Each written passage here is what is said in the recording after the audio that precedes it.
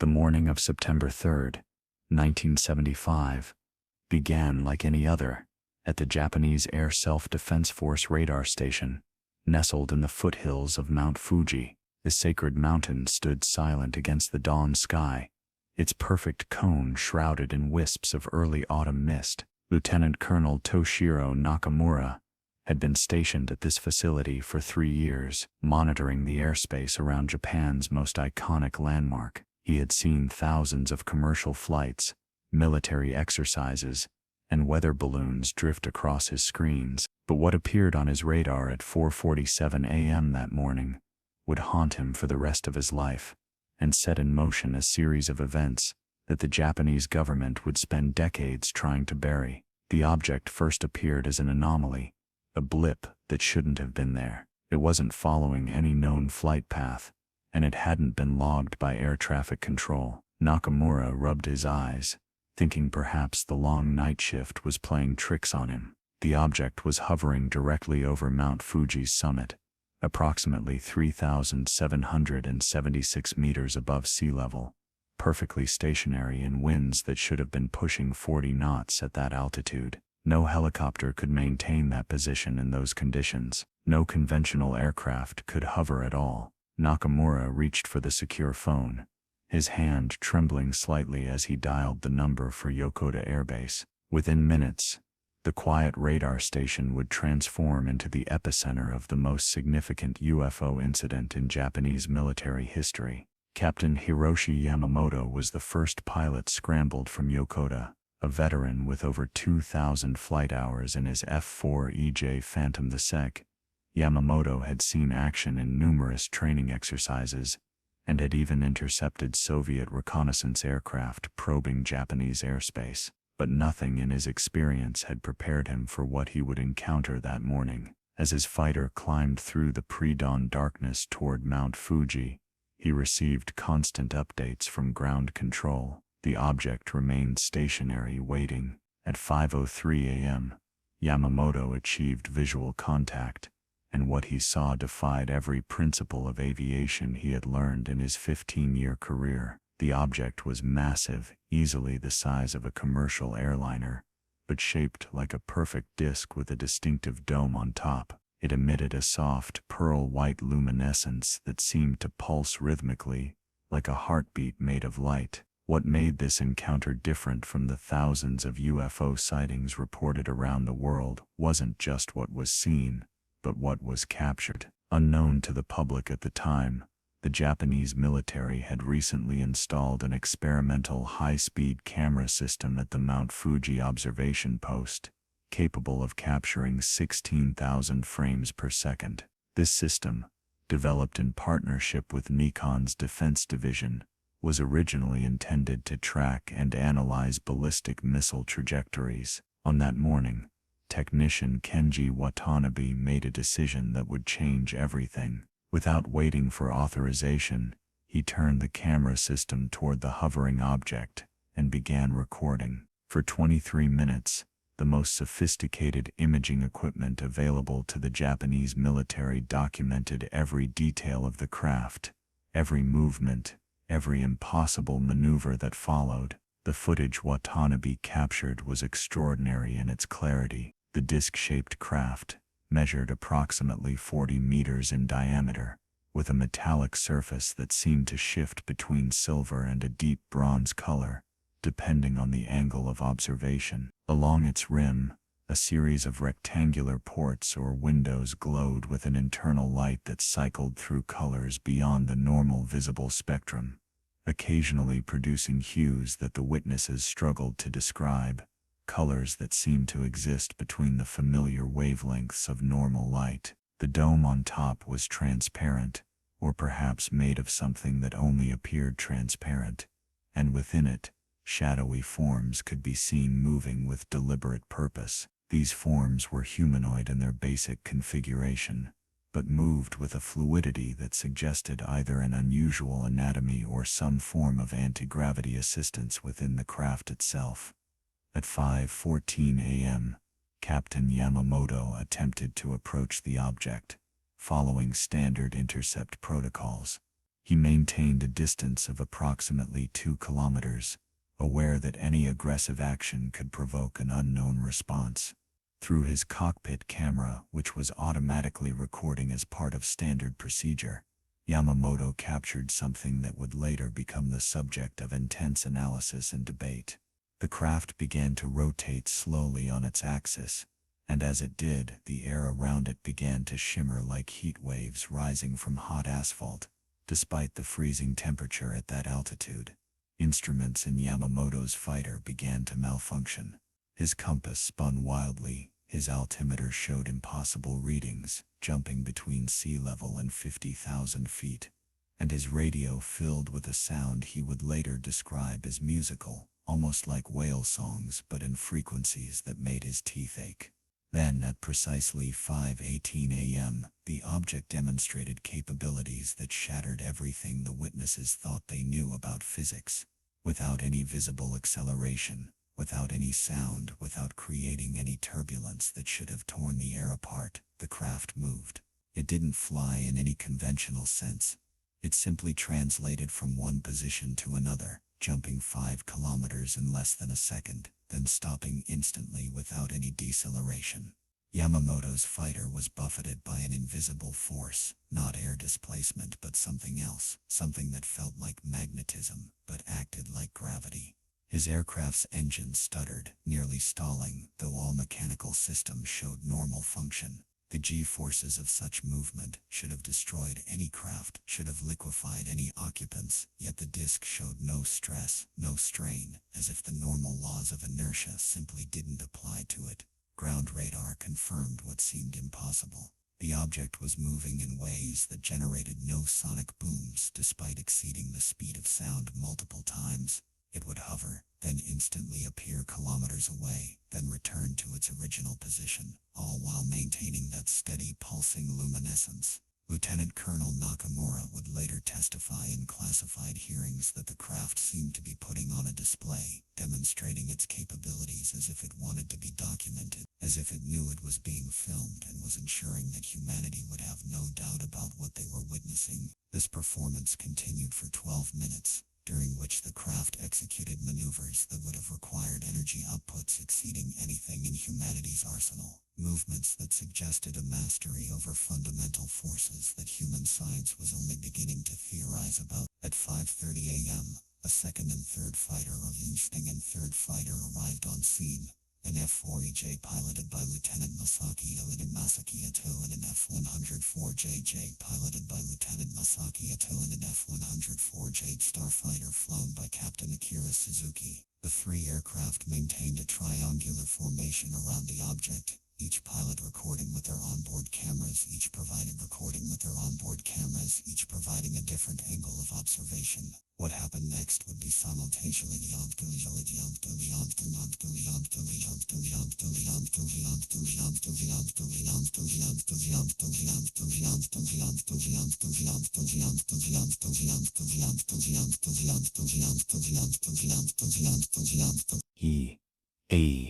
and multi-angle record that would prove impossible to dismiss as hallucination, equipment malfunction, or misidentification. The disk began to rise, slowly at first, maintaining its horizontal orientation as it climbed through the morning sky. As it ascended, its luminescence intensified, growing brighter with each 100 meters of altitude gained. At approximately 12,000 meters, still well within visual range of the observing aircraft, the craft stopped its ascent and began to emit what witnesses described as ribbons of light. These weren't laser beams or searchlights, but something more exotic, streams of luminous energy that seemed to have physical presence, undulating through the air like aurora borealis brought down to Earth. These ribbons extended from the craft in 6 directions, creating a hexagonal pattern in the sky that stretched for several kilometers.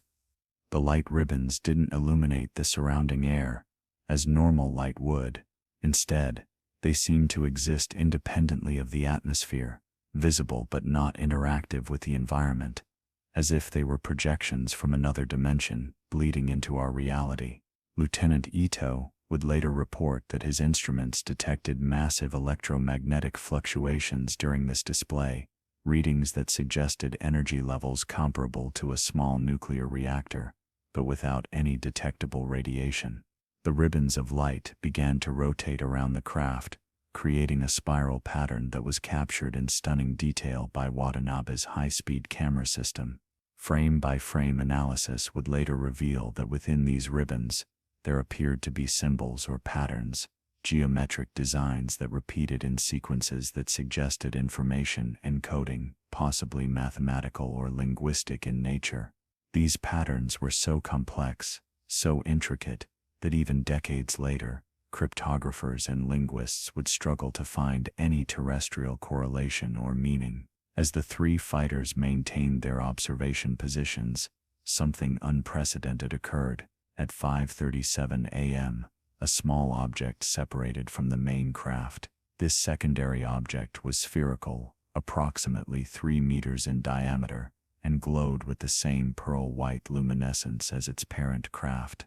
It moved with incredible speed and agility, circling each of the military aircraft in turn, as if conducting a detailed scan or inspection. Captain Yamamoto reported that when the sphere approached his fighter, he felt a sensation he struggled to articulate, a feeling of being examined not just physically but mentally, as if something was reading his thoughts, his memories, his very essence.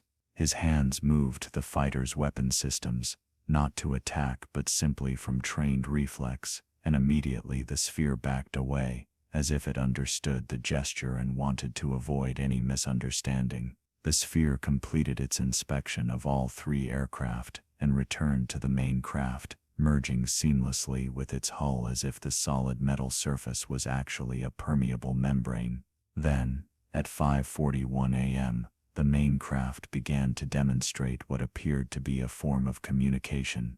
The entire surface of the disk began to pulse in complex patterns, different sections lighting up in sequences that were clearly intentional, clearly carrying meaning. The patterns were mathematical in nature. Later analysis would suggest they were representations of prime numbers, physical constants, and possibly even atomic structures. This light-based communication continued for exactly 3 minutes, recorded in its entirety by multiple camera systems, creating a record that would consume thousands of hours of analysis in the years to come. What followed next challenged not just the understanding of physics, but the very nature of reality itself. At 5:44 a.m., the craft began to become transparent, not gradually but in sections, as if parts of it were phasing out of existence. Through the increasingly transparent hull, the internal structure became visible, revealing a complex arrangement of what appeared to be crystalline components, geometric structures that seemed to be grown rather than manufactured, organic in their beauty, but clearly technological in their purpose. The transparency effect spread across the entire craft over the course of 30 seconds, until the disk appeared to be made entirely of glass or some form of organized energy maintaining a physical shape. In this transparent state, the occupants became clearly visible for the first time.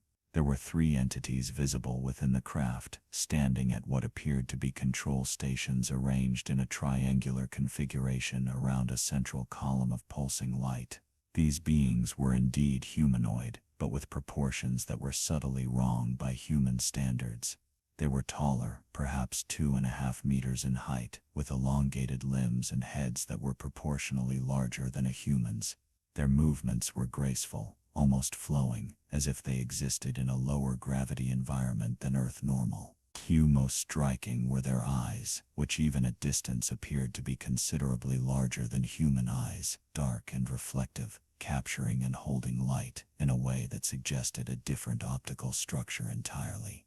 One of these beings turned to face Captain Yamamoto's fighter directly, and in that moment, Yamamoto reported experiencing something that would haunt him for decades. He felt a presence in his mind, not invasive but gentle, almost apologetic.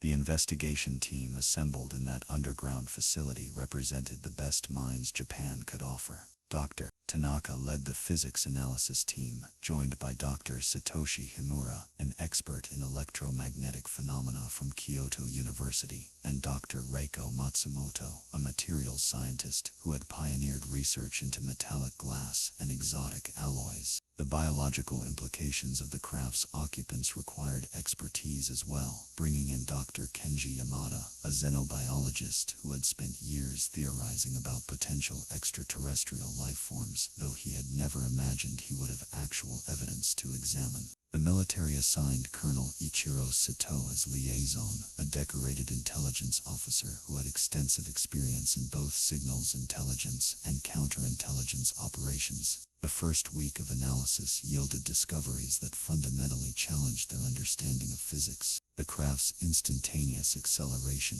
what Captain Yamamoto had witnessed and the cameras had recorded, suggested the object was somehow negating its own mass or existed in a localized field where inertia didn't apply. Dr. Tanaka calculated that conventional acceleration to achieve the observed speeds would have required forces exceeding 10,000 Gs, enough to crush any known material into atoms. Yet the craft instantaneous acceleration, what Captain Young material into atoms, yet the craft showed no deformation, no stress, no reaction whatsoever. The only explanation that made even theoretical sense was that the craft was manipulating space-time itself, creating what amounted to a bubble of altered physics around itself, falling through folded space rather than moving through it in any conventional sense. The electromagnetic readings were equally puzzling. Dr. Himura discovered that during the craft's presence, there had been subtle but measurable changes in the Earth's magnetic field extending for nearly 100 kilometers from Mount Fuji. These weren't random fluctuations but organized patterns, waves that seemed to carry information. When these patterns were converted to audio frequencies, they produced complex harmonics that bore an unsettling resemblance to music, but music based on mathematical ratios that didn't align with any human musical tradition. The frequencies included overtones that shouldn't be possible, suggesting the craft was generating sounds across dimensional boundaries, vibrations that existed partially outside normal three-dimensional space. Frame-by-frame analysis of the transparent phase revealed details that became more disturbing the closer they looked. The internal structure of the craft appeared to be alive in some sense, not biological but something between machine and organism. Components seemed to grow and shift, reconfiguring themselves in response to the movements of the occupants. Matsumoto identified what appeared to be a metallurgical impossibility, surfaces that exhibited properties of both solid metal and liquid, maintaining structural integrity while flowing and adapting. These materials showed no seams, no joints, no evidence of assembly. It was as if the entire craft had been grown or materialized as a single integrated unit. The three beings observed inside the craft became the subject of intense study. Dr. Yamada spent days analyzing every frame where they were visible, building a comprehensive picture of their anatomy and behavior. Their movements suggested a skeletal structure similar to but distinct from humans, with additional articulation points that allowed for a fluidity of motion impossible for Earth-based vertebrates. Their large eyes, when enhanced and examined, showed a complex structure suggesting vision across a broader spectrum than humans, possibly extending well into the infrared and ultraviolet ranges. Most intriguingly, their interactions with the craft's controls involved no visible touching. They would extend their elongated hands toward surfaces, and responses would occur, suggesting either an advanced form of gesture recognition or some form of direct mental interface with the craft systems. On September 10th, something extraordinary was discovered in the footage that had initially been overlooked. Technician Watanabe, reviewing his high-speed recordings for the dozenth time, noticed an anomaly in the background of several frames. During the moment when the craft had projected those ribbons of light, stars visible in the background appeared to shift position. It wasn't the craft moving, but space itself being distorted. Dr. Tanaka confirmed this was consistent with gravitational lensing, but the degree of distortion suggested the craft was generating a gravitational field equivalent to a small black hole, yet somehow containing and directing it without affecting the surrounding environment beyond the visual distortion. This level of gravitational control was beyond anything in human theoretical physics, let alone practical application. The symbols and patterns displayed during what appeared to be the communication phase became an obsession for the team's cryptographers and linguists. Dr. Hiroshi Nakamura, a professor of linguistics and mathematics from Waseda University, was brought in specifically to analyze these sequences. What he found suggested a form of communication that was simultaneously mathematical and linguistic, where meaning was conveyed through mathematical relationships rather than arbitrary symbols. The patterns included representations of physical constants, but with values slightly different from those measured on Earth, suggesting either measurement from a different frame of reference or knowledge of physics under different conditions. Some sequences appeared to be questions, mathematical proofs with deliberate gaps, as if testing whether humanity could complete them. As the investigation continued, strange incidents began occurring around Mount Fuji. Local residents reported unusual dreams, vivid experiences of flying through star fields, or standing in cities made of crystalline structures. These reports were consistent enough that the military began documenting them, finding that the dreams were remarkably similar across different individuals who had no contact with each other. Animals in the area began behaving oddly as well. Birds flew in perfect geometric patterns, creating shapes in the sky that observers described as unnatural, too precise to be coincidental. Some of these formations were photographed, showing hundreds of birds maintaining perfect mathematical spirals and fractals in their flight patterns. The 3 pilots who had encountered the craft were experiencing their own phenomena. Captain Yamamoto reported that since the encounter, he had developed an intuitive understanding of complex mathematical concepts he had never studied. He could visualize higher dimensional geometries, solving theoretical physics problems that should have been beyond his education. Lieutenant Ito discovered he could sense electromagnetic fields, feeling the presence of electrical devices, even when they were hidden from view. Captain Suzuki reported the most disturbing change, claiming he could sometimes hear thoughts, not clearly, but as whispers at the edge of perception, especially when in crowds. Medical examinations revealed subtle but measurable changes in their brain activity, new neural pathways that hadn't existed before the encounter. On September 15th, the American contingent at Yokota Air Base made a startling revelation. Colonel James Richardson, the senior U.S. intelligence officer assigned to the investigation, privately informed Colonel Sato that this was not the first such incident. The Americans had been tracking similar craft since at least 1947, with encounters remarkably similar to what had occurred over Mount Fuji.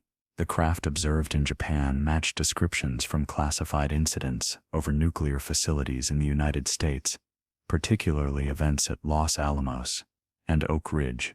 The Americans had footage as well, though none as clear or comprehensive as what Watanabe had captured.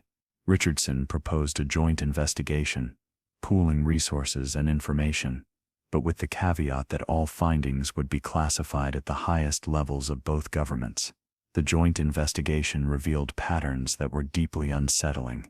These craft appeared most frequently near nuclear facilities, military research installations, and sites of advanced technological development. They seemed to be monitoring human technological progress, particularly developments related to nuclear weapons and space exploration. The Mount Fuji incident occurred just months after Japan had launched its first successful satellite, suggesting the visitors were aware of and interested in humanity's expansion beyond Earth. The demonstration of capabilities over Mount Fuji might have been a message, a warning, or simply an announcement of presence, but the intent remained frustratingly unclear. Tanaka made a breakthrough in understanding the propulsion system when she applied theoretical models from quantum field theory. The craft appeared to be manipulating the quantum vacuum, extracting energy from fluctuations in space-time itself. This zero-point energy extraction was theoretically possible, but required manipulation of forces at the Planck scale, something human technology couldn't even approach. The power requirements for the observed maneuvers, when calculated, exceeded the entire energy output of all human civilization, yet the craft showed no evidence of carrying fuel or reaction mass. It was as if it was drawing unlimited energy from the fabric of space itself, turning Einstein's equations into an engineering blueprint. The biological team made their own disturbing discoveries. Analysis of the electromagnetic effects on the pilots suggested that the craft or its occupants had performed some kind of scan or analysis of human physiology. The changes in the pilots' neural structures weren't random but appeared designed as if something had deliberately enhanced certain cognitive functions. Yamada theorized that this might be an attempt at preparing humans for communication, upgrading their mental capacity to understand concepts that baseline human cognition couldn't grasp. The implications were staggering and somewhat terrifying. If true, it suggested the visitors could manipulate human biology at a fundamental level, potentially rewriting the very nature of what it meant to be human. On September 20th, an incident occurred that would reshape the entire investigation. At exactly 4:47 a.m., precisely the same time as the original encounter, every piece of electronic equipment in the underground facility began malfunctioning simultaneously. Screens displayed the same symbols that had appeared on the craft.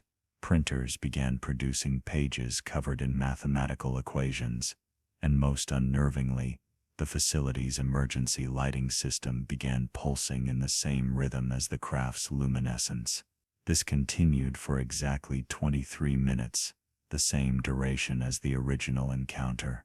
When it ended, investigators found that all the equations and symbols had been recorded on various devices throughout the facility, providing thousands of pages of what appeared to be advanced scientific information. The information downloaded during this event was beyond immediate comprehension.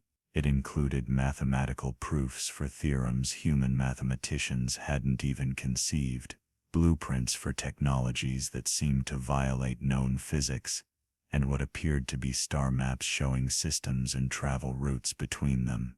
Most intriguingly, there were detailed biological diagrams that seemed to be comparative analyses between the visitors' physiology and human anatomy, highlighting similarities and differences with clinical precision. One section appeared to be medical in nature, possibly describing methods to treat diseases that plagued humanity, though the procedures described required technologies and understanding far beyond current human capability. The team faced an impossible decision.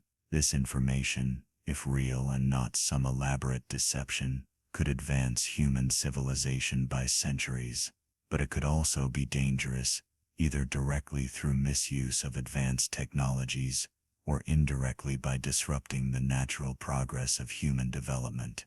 There were ethical implications as well. If this was genuine contact from an extraterrestrial intelligence, did humanity have the right to keep it secret? But if it was revealed, would society collapse under the weight of such a revelation? These questions consumed the investigators, creating divisions between those who favored disclosure and those who insisted on maintaining secrecy.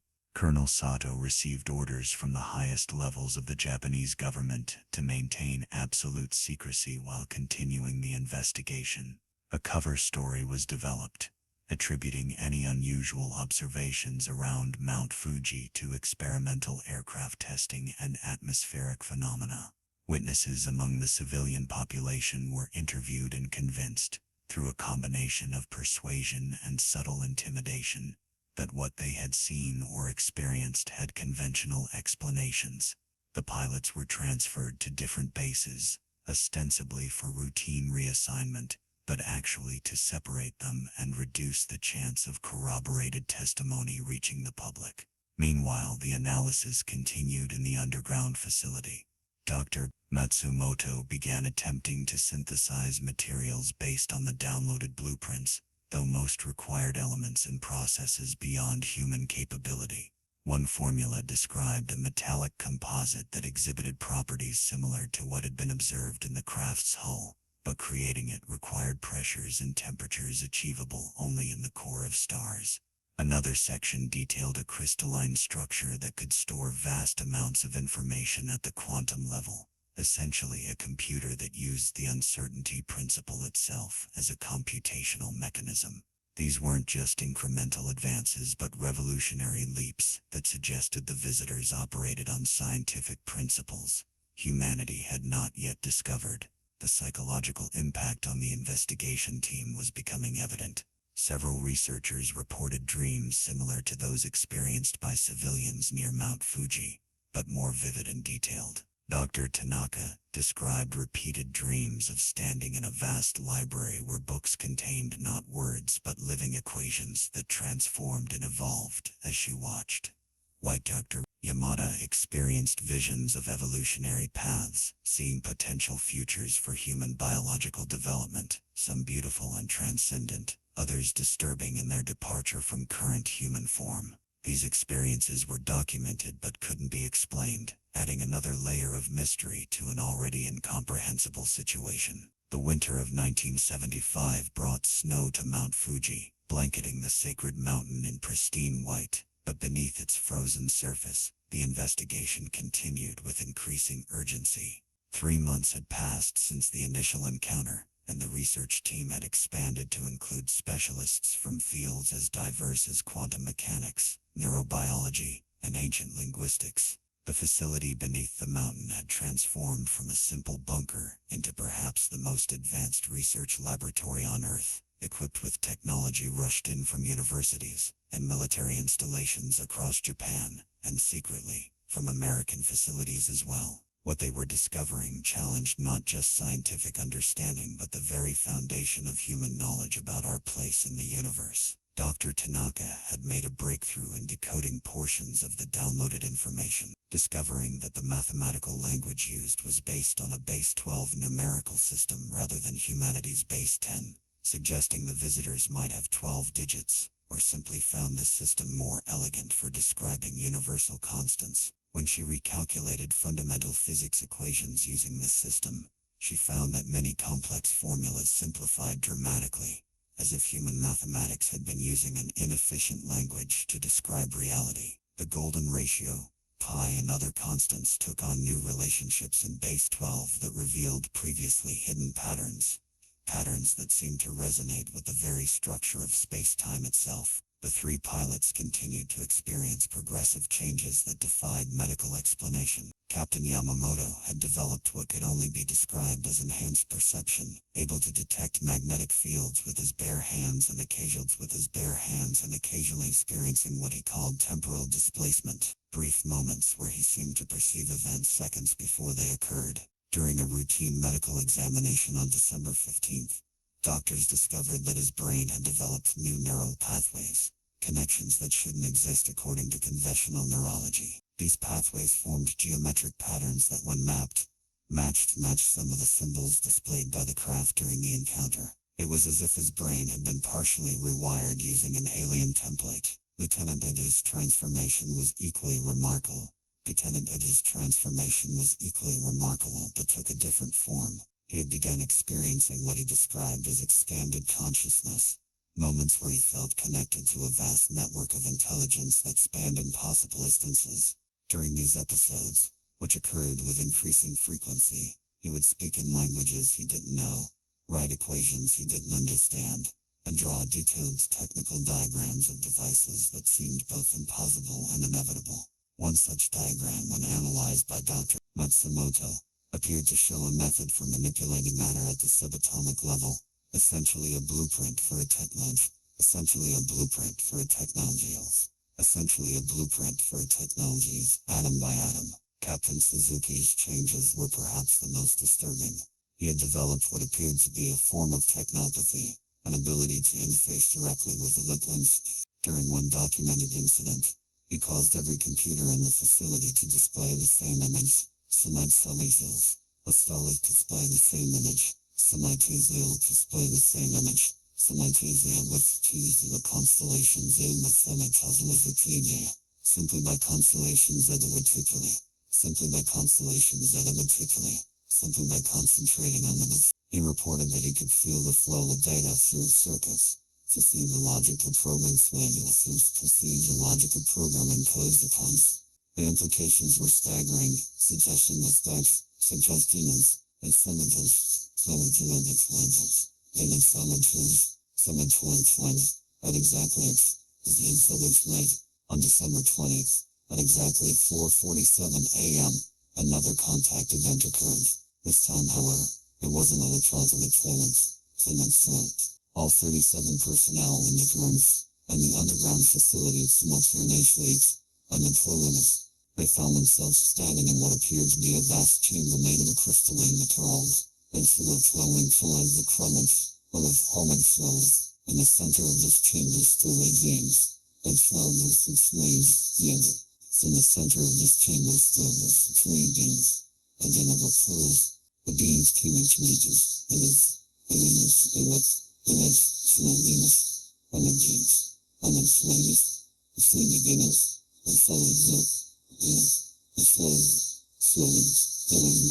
they identified themselves as wings, as flames, they explained that they explained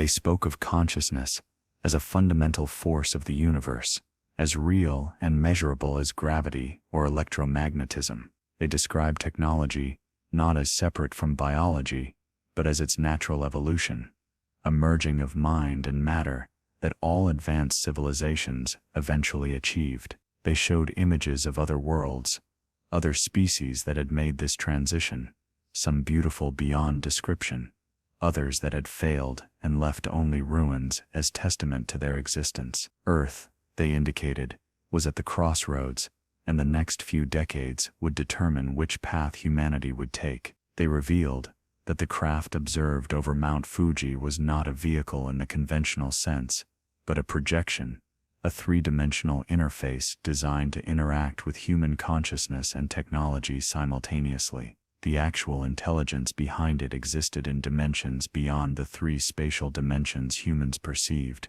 using the craft as a kind of finger pushed through into our reality. This explained the impossible physics, the apparent violation of conservation laws. The craft wasn't violating these laws, but operating from a frame of reference where they took different forms. The beings showed particular interest in Japan's unique position in human civilization, a nation that had experienced the devastating power of atomic weapons, yet had chosen a path of technological advancement without military aggression. Mount Fuji itself, they indicated, was significant not just culturally but energetically, sitting at the intersection of powerful magnetic field lines that made it an ideal location for interdimensional contact. They had been observing Japanese civilization for centuries, watching as it evolved from feudal isolation to technological powerhouse, seeing in it a potential model for humanity's future development. When asked why they didn't make open contact with humanity,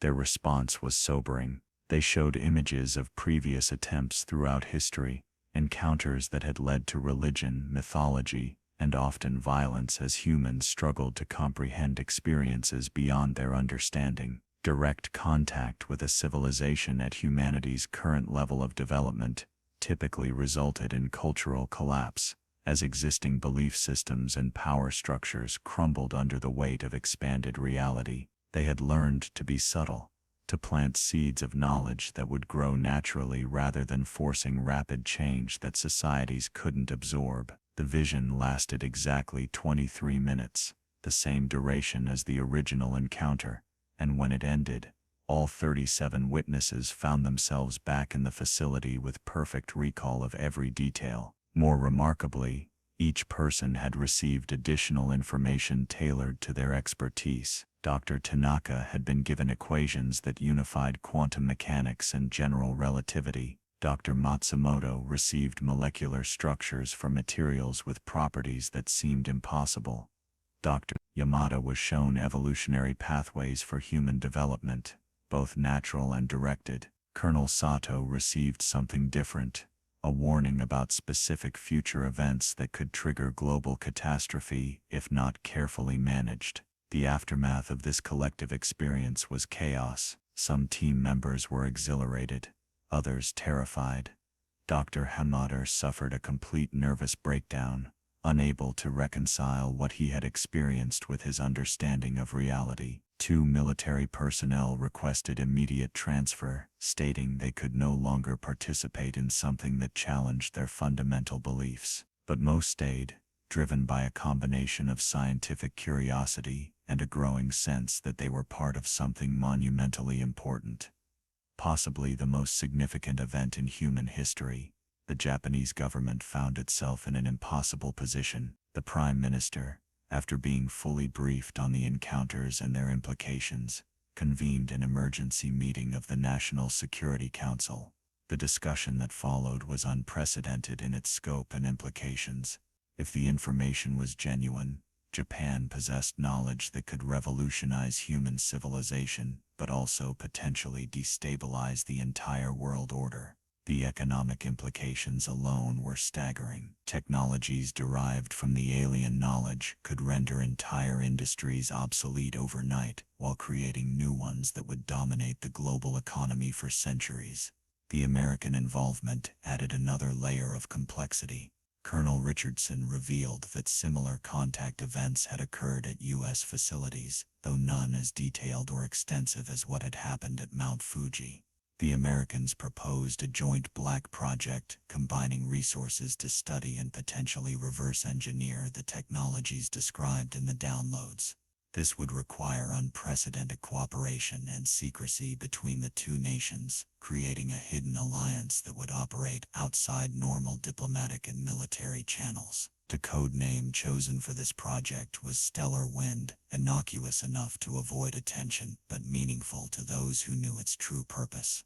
As 1975 drew to a close, the team had cataloged over 10,000 pages of information from the downloads and contact events.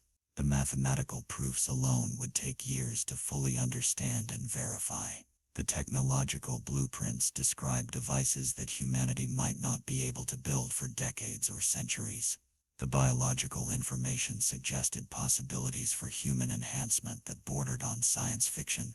But perhaps most significant were the historical revelations, information suggesting that human civilization had been influenced by extraterrestrial contact throughout its development, that many of humanity's greatest leaps forward had been sparked by carefully placed knowledge from observers who had been watching and occasionally guiding our species for millennia.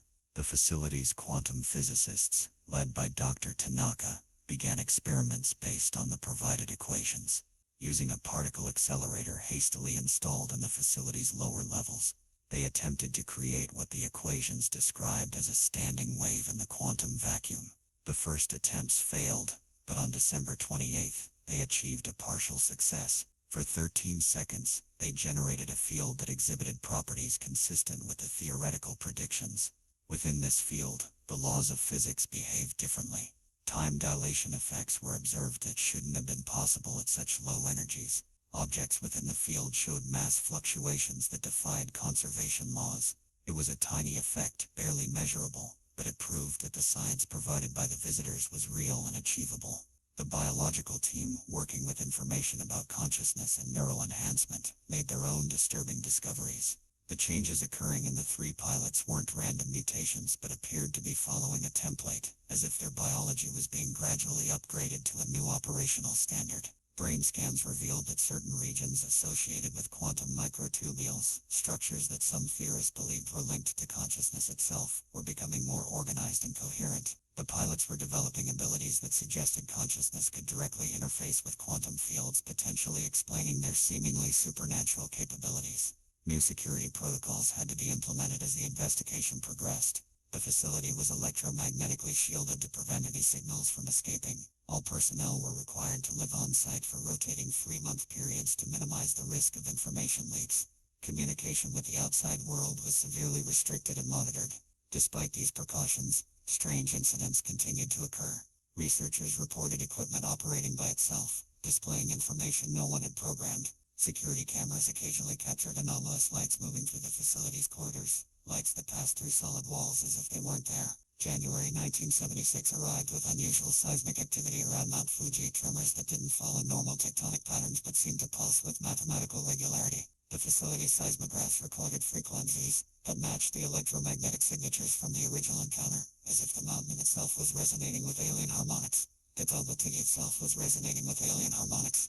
Tanaka theorized that the visitors were using Mount Fuji's volcanic structure as a natural amplifier. Its magma changes and mineral composites. The teams when Mount Fuji was manuscript as a mineral composites is creating a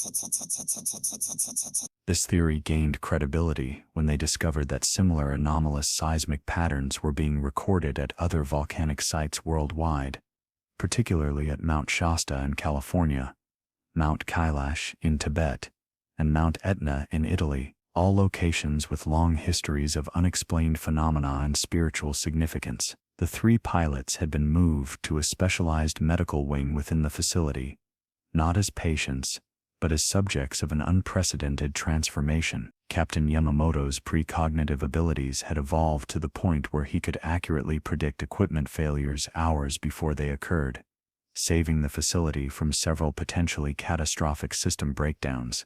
His predictions weren't vague intuitions, but specific, detailed visions that included serial numbers of components that would fail and exact times of failure. Medical scans revealed that his pineal gland, often called the third eye in mystical traditions, had increased in size by 30% and showed unusual crystalline deposits that seemed to act as biological semiconductors. Lieutenant Ito had developed what could only be described as a form of remote viewing, the ability to perceive distant locations without any known sensory mechanism. During controlled experiments, he accurately described the contents of sealed rooms hundreds of miles away, drew detailed maps of facilities he had never visited, and on one remarkable occasion, provided real-time commentary on a Chinese military exercise taking place in the Gobi Desert. His accuracy rate exceeded 90%, far beyond any statistical possibility of chance. When asked how he did it, Ito described experiencing a sensation of his consciousness expanding beyond his body, flowing along what he called streams of information that connected all points in space. Captain Suzuki's technopathic abilities had evolved to an even more unsettling degree. He could now access encrypted computer systems without any physical interface, reading classified files simply by focusing his attention on the computer containing them. During one incident that caused considerable alarm, he unconsciously accessed the Pentagon's defense network while sleeping, triggering security alerts that required Colonel Richardson's direct intervention to prevent a major international incident. Suzuki described experiencing the digital world as a living landscape where data appeared as flowing rivers of light and programs as architectural structures he could navigate through thought alone. On January 15, a discovery was made that would fundamentally alter the investigation's direction. While analyzing core samples from beneath Mount Fuji, Dr. Matsumoto's team discovered an anomaly at a depth of 3,000 meters. The rock contained isotopes that shouldn't exist naturally on Earth, elements with atomic signatures suggesting they had been artificially created using technologies beyond human capability. Carbon dating of the surrounding rock indicated these isotopes had been present for at least 12,000 years, predating all known human civilization. Further investigation revealed that these exotic elements were arranged in patterns that formed a three-dimensional mandala when mapped, a structure that bore striking resemblance to the symbols displayed by the craft during the encounter. The implications were staggering.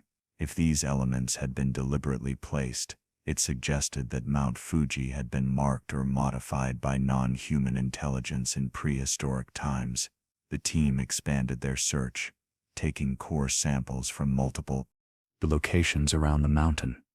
They discovered that the exotic isotopes formed a vast underground grid, a network of points connected by lines of magnetic force that created a complex geometric pattern extending for kilometers beneath the surface. This grid appeared to be technological in nature, possibly a form of beacon or communication array that had been dormant for millennia until activated by recent human technological development. Colonel Sato received urgent intelligence from contacts within the Soviet military.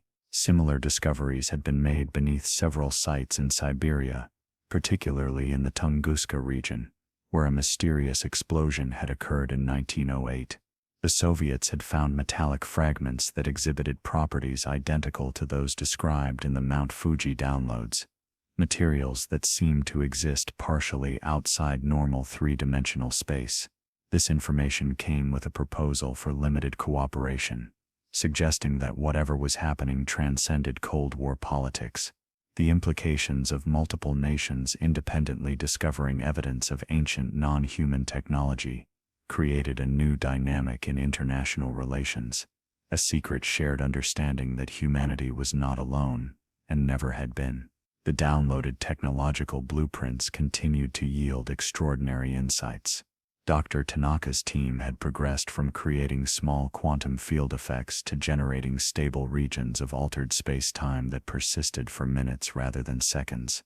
Within these fields, they observed phenomena that shouldn't be possible according to conventional physics. Photons traveled faster than the normal speed of light. Particles existed in multiple locations simultaneously without decoherence. And most remarkably, information seemed to travel backward in time, with detectors registering events before they occurred. These observations suggested that consciousness itself might play a fundamental role in physical reality, that the act of observation didn't just measure quantum states but actively participated in their creation. A breakthrough came when Dr. Yamada discovered that the biological changes in the pilots followed patterns described in ancient texts from various cultures. The Vedic descriptions of chakras, the Chinese concepts of meridians, the Egyptian practices of consciousness expansion, all seemed to be primitive attempts to describe the same transformation the pilots were experiencing. The visitors hadn't randomly chosen these enhancement patterns, but were activating dormant potentials that had been encoded in human DNA, possibly placed there deliberately as part of a long-term evolutionary program. Humanity, it seemed, had been designed with the capacity for transcendence built into its very genes, waiting for the right trigger to activate. On January 28th, exactly 5 months after the initial encounter, a second direct contact occurred. This time, only Colonel Sato and Dr. Tanaka experienced it, finding themselves in what appeared to be the interior of a vast spacecraft, though they remained physically in the facility, according to security cameras. The beings they encountered were the same species as before, but seemed to be of higher rank or authority. They communicated with greater complexity, showing images of human history from a perspective no earthly observer could have had. Turates, they showed the rise and fall of civilizations that predated known history, advanced cultures that had destroyed themselves through misuse of technologies similar to what humanity was now developing. The beings revealed that Earth was under a form of quarantine, isolated from the broader galactic community, until humanity either achieved peaceful unification and responsible use of advanced technology, or destroyed itself attempting it. They showed a galactic map with thousands of inhabited systems, explaining that consciousness-bearing species were relatively common but that most self-destructed during their technological adolescence. Only about 1 in 10 survived to join what they called the Greater Conversation, the vast network of intelligences that shared knowledge and culture across the galaxy. Earth was being watched with particular interest because humanity showed unusual potential, a combination of creativity, adaptability, and spiritual depth that was rare among emerging species. They provided a warning that was both specific and urgent. Within the next 50 years, humanity would develop technologies that could manipulate fundamental forces, the same technologies that had destroyed previous Earth civilizations and countless alien cultures. The visitors couldn't directly intervene without violating principles they held sacred regarding free will and natural development, but they could provide guidance to those willing to listen. The encounters at Mount Fuji and other locations worldwide were part of this guidance, seeds of knowledge that might help humanity navigate the dangerous transition from a planetary to a potentially interstellar species. The beings showed Tanaka equations that described consciousness as a field phenomenon that pervaded all space, suggesting that awareness wasn't produced by the brain but was instead focused and expressed through it. This consciousness field connected all living things and even extended to what humans considered inanimate matter at quantum scales. Understanding and working with this field was the key to the technologies the visitors possessed, technologies that seemed like magic but were actually based on principles as fundamental as electromagnetism. They indicated that humanity's next great scientific revolution wouldn't come from discovering new particles or forces, but from understanding consciousness itself as a fundamental aspect of reality. When the contact ended, Tanaka and Saito found themselves back in the facility with hours of missing time but perfect recall of the experience. They had been given specific technical information about constructing what the beings called a consciousness amplifier, a device that could enhance human awareness to levels necessary for direct communication with the galactic community. The blueprints were incredibly complex, requiring materials and techniques at the very edge of human capability, but they were theoretically achievable. The question was whether humanity was ready for such a device, whether the species had achieved sufficient wisdom to handle expanded awareness without fragmenting into chaos. The facility's atmosphere had changed dramatically since the beginning of the investigation. What had started as a military operation had evolved into something approaching a mystery school, where scientists and soldiers alike grappled with revelations that challenged every assumption about reality. Some personnel had begun meditation practices, finding that altered states of consciousness allowed them to better understand the downloaded information. Others had started studying ancient mystical texts, discovering that many esoteric traditions had been attempting to describe the same phenomena now being revealed through scientific investigation. The boundary between science and spirituality was dissolving, replaced by a unified understanding that consciousness and physics were inseparable aspects of a greater whole. The Japanese government faced increasing pressure as rumors of the Mount Fuji incidents began to spread despite security measures.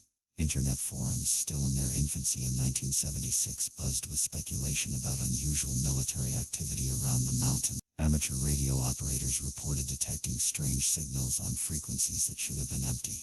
UFO research groups from around the world began focusing on Japan, sensing that something significant was being hidden.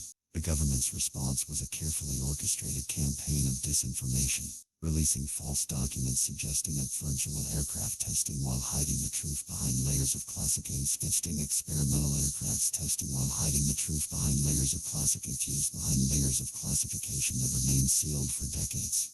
Matsumoto's Matsu's research had yielded partial success in creating Matsumoto's Matsu's research the material seemed to remember its configuration number. When this metal was exposed to the quantum fields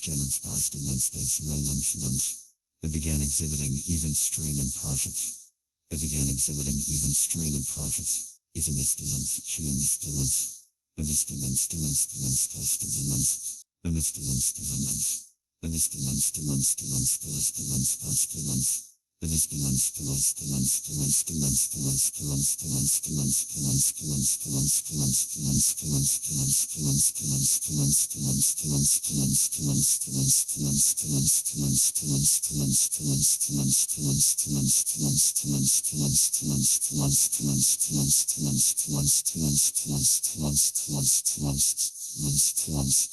February 1976 brought an unexpected development that would alter the course of the investigation forever.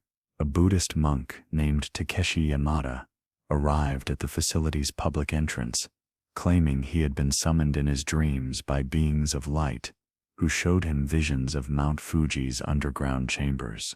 Security initially dismissed him as another religious zealot drawn to the mountain's spiritual significance, but when he began describing in perfect detail the layout of the classified facility, including rooms that weren't on any blueprint, Colonel Sato ordered him brought in for questioning. What they discovered would bridge ancient wisdom with cutting-edge science in ways no one had anticipated. Monk Yamada, aged 73, had spent the last 40 years in meditation at a remote temple in the Japanese Alps. He had no access to television, radio, or newspapers, living in almost complete isolation from the modern world. Yet he described the alien encounters with uncanny accuracy, including specific details about the beings' appearance and the symbols they had displayed. More remarkably, he claimed his monastery had records dating back 800 years that described similar encounters, carefully preserved scrolls that spoke of sky visitors who came to Mount Fuji during times of great change in human consciousness. He had brought one such scroll with him, wrapped in silk that carbon dating would later confirm was indeed from the 13th century. The scroll,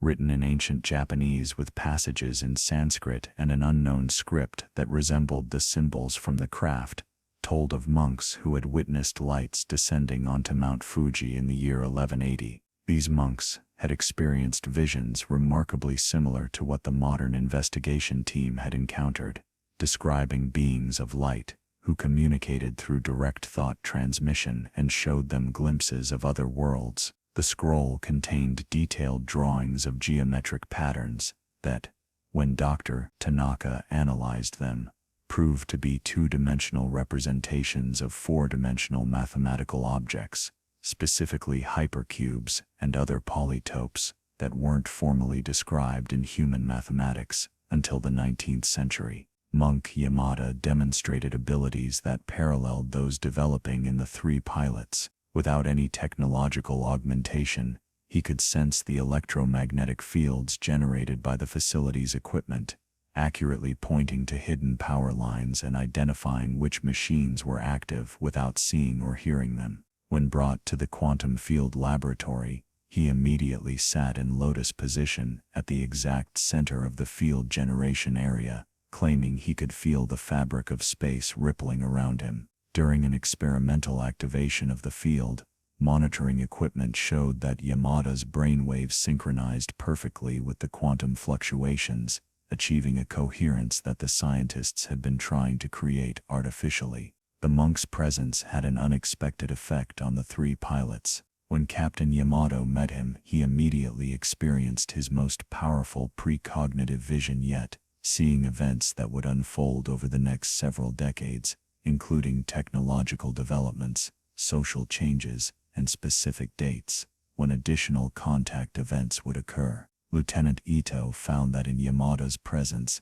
his remote viewing abilities expanded exponentially, allowing him to perceive not just distant locations but different time periods, witnessing both historical events and potential futures. Captain Suzuki discovered he could share his technopathic abilities with the monk, creating a two-way bridge between ancient meditation practices and modern digital systems. Yamada revealed that his monastery was one of 7 locations worldwide where ancient knowledge about the visitors had been preserved. These sites, which included locations in Tibet, Peru, Egypt, and surprisingly, Antarctica, had been maintaining continuous records of contact events for millennia. The monks and mystics at these sites had been preparing for what they called the Great Opening, a time when the barrier between human and cosmic consciousness would become permeable. According to their calculations, based on astronomical cycles and patterns of previous contacts, this opening was imminent, possibly within the next few years. The integration of Yamada's ancient knowledge with modern scientific investigation yielded extraordinary insights. The meditation techniques he taught allowed researchers to interface more effectively with the downloaded information, accessing layers of meaning that had been hidden in purely intellectual analysis. Tanaka discovered that certain equations only made sense when experienced in meditative states, where consciousness could grasp mathematical relationships that the rational mind couldn't process. The consciousness amplifier design that had seemed impossibly complex became clearer when approached through a combination of scientific rigor and contemplative practice. On February 14th, Valentine's Day, an irony not lost on the team, a third contact event occurred that was unlike anything previous. This time, the entire Mount Fuji region was affected. Thousands of residents reported simultaneous visions of a possible future Earth, a planet transformed by the successful integration of consciousness-based technologies. They saw cities that existed in harmony with nature, where buildings were grown rather than constructed, where energy was drawn directly from the quantum vacuum, where humans traveled between stars not through space but through dimensions of consciousness. But they also saw the alternative, a devastated world where the misuse of these same technologies had torn holes in the fabric of reality itself. The Japanese government could no longer contain the situation through conventional means. Prime Minister Takeo Miki authorized the formation of a public research institute, ostensibly to study atmospheric phenomena around Mount Fuji, but actually to provide a cover for the expanding investigation. There's someone nov, for John Baden de Bove, for de Vadeter. For the expanding investigation, some information would be released gradually, preparing the public for eventual disclosure, while maintaining control over the most sensitive discoveries. This decision was influenced by Monk Yamada's wisdom, who argued that truth, like water, would always find its way through attempts to contain it, and that controlled release was better than catastrophic rupture. The international implications were becoming impossible to ignore. Intelligence services from multiple nations had detected the anomalies around Mount Fuji. Satellite imagery showed electromagnetic disturbances that couldn't be explained by any known phenomena. The Soviet Union, through back channels, proposed a secret summit to discuss the implications of extraterrestrial contact. The Chinese government, which had its own classified UFO encounters, indicated willingness to share information in exchange for access to the Mount Fuji research. The world was slowly waking up to a reality that had been hidden in plain sight, and the careful balance of secrecy was beginning to crack. Matsumoto achieved a major breakthrough in materials science when he successfully created a small sample of what the downloads called living metal, a substance that exhibited properties of both organic and inorganic matter. This material could self-repair, adapt to environmental conditions, and most remarkably seemed to respond to conscious intention. When a researcher concentrated on a specific shape, the metal would slowly reconfigure itself to match the mental image. Under electron microscope examination, the metal's structure showed organization at the atomic level that resembled neural networks, suggesting it possessed a primitive form of distributed intelligence. The three pilots' transformation had reached a critical phase. Medical examinations revealed that their DNA was showing signs of activation in regions previously thought to be junk sequences. These activated genes were producing proteins that didn't match any known biological function but seemed to be building new structures within their cells, particularly in neural tissue. Dr. Yamada theorized that these changes were preparing their bodies for a form of existence that transcended purely physical biology, a hybrid state between matter and consciousness that the visitors had achieved eons ago. The pilots reported feeling less attached to their physical bodies, experiencing moments where they felt distributed across space rather than localized to a single point. Monk Yamada introduced the team to what he called the network of silence, a worldwide group of individuals who had been contacted by the visitors throughout history and maintained telepathic communication across distances. This network included indigenous shamans, advanced physicists, artists who claimed their inspiration came from beyond Earth, and ordinary people who had experienced profound contact but kept silent to avoid ridicule. Through meditation techniques Yamada taught, some team members began accessing this network, discovering a hidden community of thousands who had been preparing for humanity's next evolutionary leap. The facility's quantum experiments had progressed to the point where they could create stable bubbles of altered space-time that persisted for hours. Within these bubbles, the laws of physics behaved according to the equations provided by the visitors. Objects could exist in quantum superposition at macroscopic scales, maintaining multiple states simultaneously until observed. Time flowed at different rates, with minutes inside the bubble corresponding to hours outside. Most remarkably, consciousness seemed to have direct effects on physical processes, with focused intention able to influence the probability of quantum events. These experiments were providing practical proof that consciousness wasn't separate from physics, but was perhaps its most fundamental aspect. On February 28, a breakthrough in communication occurred. Using a combination of the consciousness amplifier technology and Monk Yamada's meditation techniques, the team established what could only be described as a stable communication channel with the visitors. This wasn't the dramatic physical contact of previous encounters, but something more subtle, a continuous flow of information that came through in dreams, meditation, and moments of deep contemplation. The visitors revealed that this had always been their preferred method of contact, that the physical craft and dramatic displays were necessary only to break through humanity's materialistic worldview and demonstrate that consciousness-based physics was real and achievable. Through this enhanced communication, the visitors provided a timeline of critical decisions humanity would face in the coming decades. They showed potential futures branching from each decision point, some leading to transcendence and joining the galactic community, others to stagnation or destruction. The year 1983 was identified as particularly crucial, a moment when nuclear war would be narrowly avoided through the actions of a single individual who would choose not to launch missiles,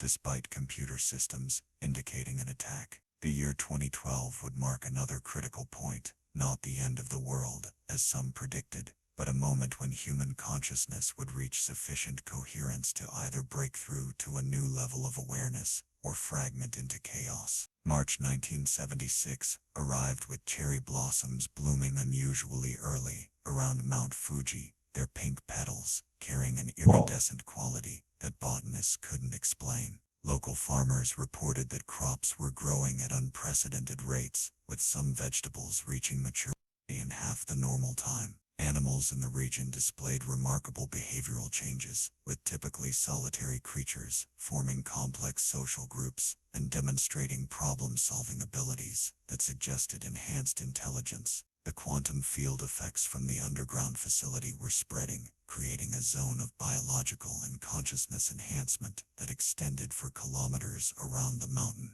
The international situation had become increasingly complex. President Gerald Ford had been briefed on the Mount Fuji findings and authorized the creation of a parallel research facility in Nevada, where American scientists could attempt to replicate the Japanese discoveries. The British government, through their intelligence services, had detected the anomalies and demanded inclusion in what they correctly suspected was the most significant scientific discovery in human history. A secret accord was reached, creating what would be known to its few members as the Consciousness Research Alliance, a multinational effort to study and prepare for humanity's potential transformation while maintaining absolute public secrecy. Tanaka's team had successfully constructed a prototype consciousness amplifier based on the visitor-provided blueprints. The device, roughly the size of a refrigerator, consisted of crystalline components arranged in geometric patterns that created standing waves in the quantum vacuum. When activated, it generated a field that enhanced cognitive abilities and perceptual awareness in anyone within its range. Test subjects reported experiencing synesthesia, seeing sounds and hearing colors, along with a profound sense of connection to all living things. More significantly, groups of people within the field began experiencing spontaneous telepathy, sharing thoughts and emotions without verbal communication. The first human test of the full-power consciousness amplifier was conducted on March 15th, with Captain Yamamoto volunteering as the subject. He was placed in an isolation chamber at the center of the device's field, monitored by every sensor the team could deploy. As the field's strength increased, Yamamoto's brainwaves began exhibiting patterns never before recorded in human subjects. His neural activity exceeded normal parameters by orders of magnitude, yet he remained calm, reporting that he was experiencing reality from multiple perspectives simultaneously. He described seeing the room from every angle at once, perceiving the thoughts and memories of everyone in the facility, and most remarkably, making contact with intelligences that existed in parallel dimensions. During the 90-minute experiment, Yamamoto claimed to have communicated directly with the collective consciousnesses of the visitors, not just the representatives who had appeared before but their entire species' mind. He learned that they were not a single species but an alliance of hundreds of civilizations that had transcended individual consciousness, creating a group mind that preserved individual consciousness, creating a group mind that preserved individual identity while sharing collective knowledge and wisdom. They'd been observing Earth for over 50,000 years, watching humanity's slow evolution from primitive hunters of species on the verge of cosmic awareness. They'd intervened subtly at crucial moments, inspiring innovations and insights that pushed human development forward. Always careful not to interfere with free will or natural growth. Not to interfere with free will or natural growth.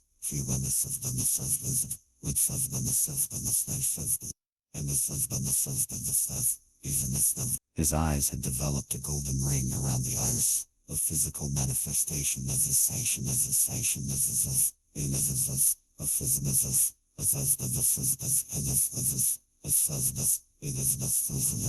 he could now see across the electromagnetic spectrum without detecting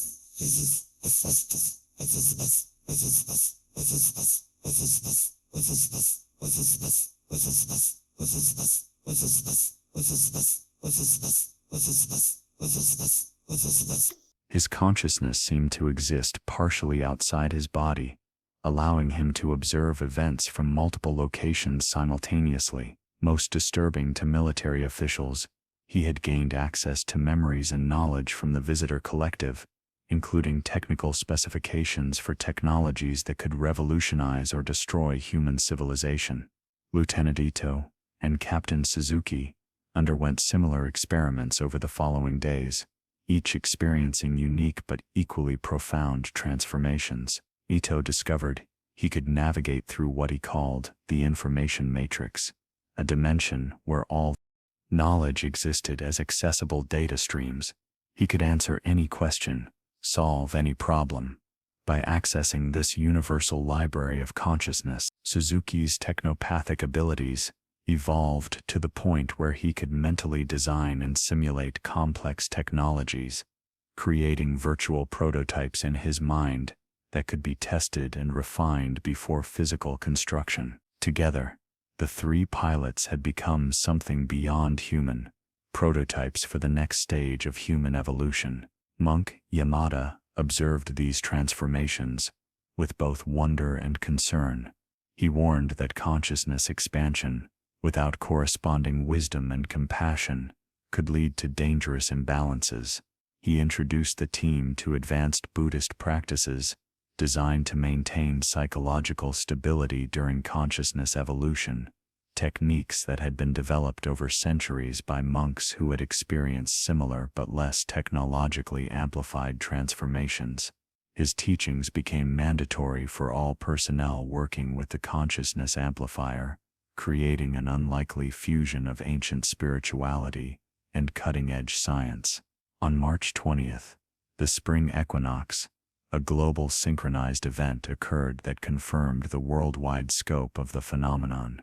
At exactly 4:47 a.m. Japan time, adjusted for local time zones, similar consciousness amplification effects were reported at power spots around the planet, including Stonehenge, Machu Picchu, the Great Pyramid of Giza, and Angkor Wat. Thousands of people at these locations experienced simultaneous visions of humanity's potential future, seeing cities of light, technologies that worked in harmony with nature, and humans who had evolved beyond physical limitations. The event lasted exactly 23 minutes, the same duration as the original Mount Fuji encounter, suggesting a deliberate message from the visitors. The downloaded technological information continued to yield revolutionary discoveries.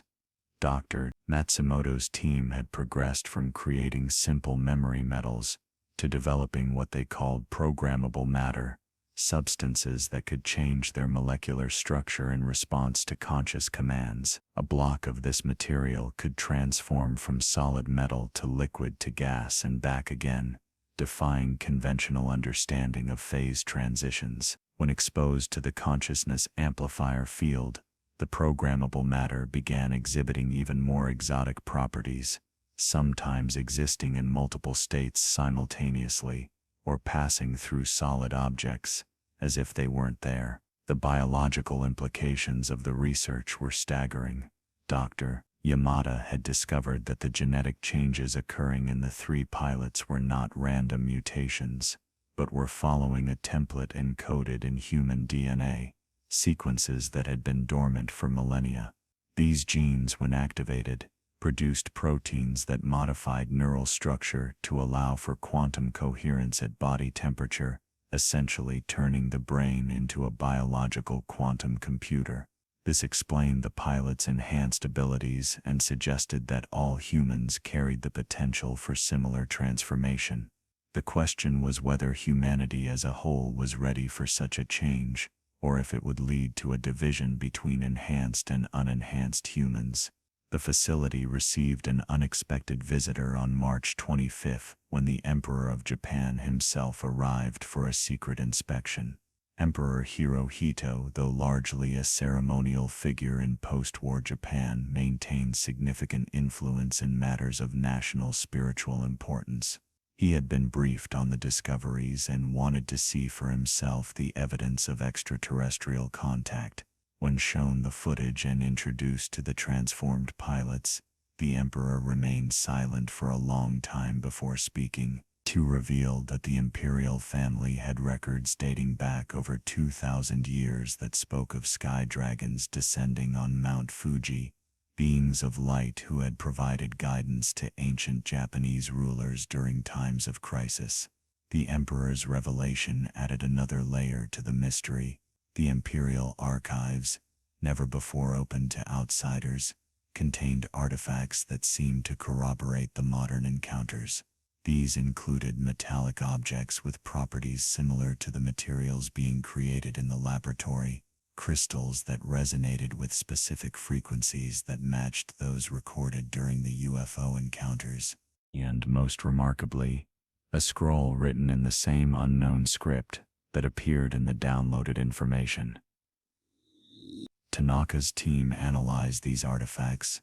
They discovered isotopic signatures identical to those found in the underground grid beneath Mount Fuji, suggesting that contact with the visitors had been occurring throughout human history. Colonel Richardson brought disturbing news from American intelligence sources.